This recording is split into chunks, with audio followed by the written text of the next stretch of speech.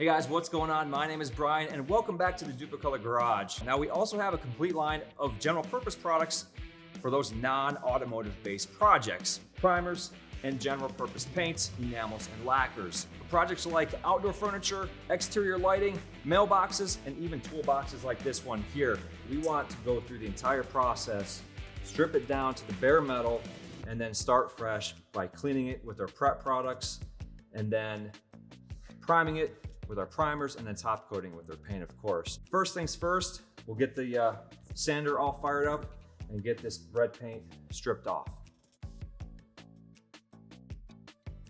So I mentioned earlier on that prep is the most important part of any paint project, no matter what you're doing, whether you're painting walls or painting a toolbox like we have here. So after sanding, you leave a lot of dust. Even though I blew it off the air compressor and also used the broom to get into those grooves, there's still gonna be a little bit of residue left in those sanding scratches. So what we're gonna do now is we're gonna take our foaming prep spray and spray it down, give it a good wipe down, and then we'll see what it looks like when we're done and get it all ready for primer. I want to show you real quick just what I mean with this residue still left in here. So I'm gonna wipe it down. Need some oil on that table. Still a little bit of red left on that rag. So that's the residue still trapped in those sanding scratches. We're gonna get this all good and clean, and then we'll lay down the primer after that.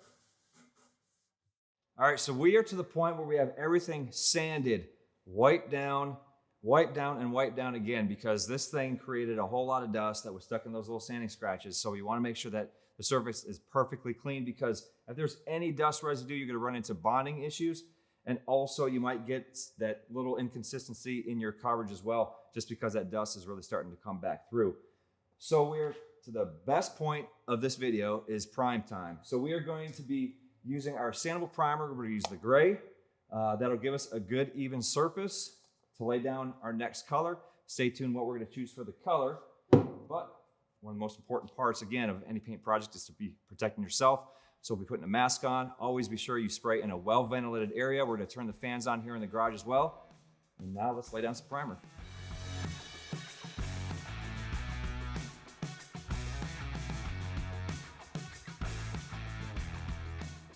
All right, the primer is good and dry. We let it dry for about an hour after 2 to 3 coats, as long as we had good even coverage.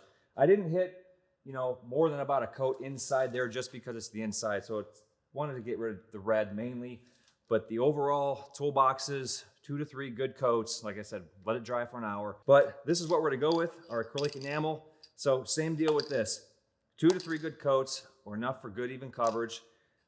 This is the type of product, being an enamel, you wanna get all the coats done within an hour, about 10 minutes or so in between coats, and should come out good.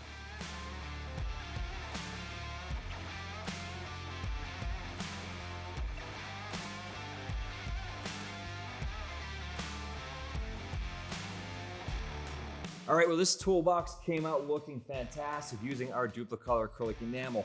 We let it dry for about an hour to hour and a half because we did have to touch things to get it put back together. And you know what? The black came out great, and we ended up using our machine gray for the cart just to change things up a bit. Now, this is something that you can do at home in your garage and have pride in your own project. Really?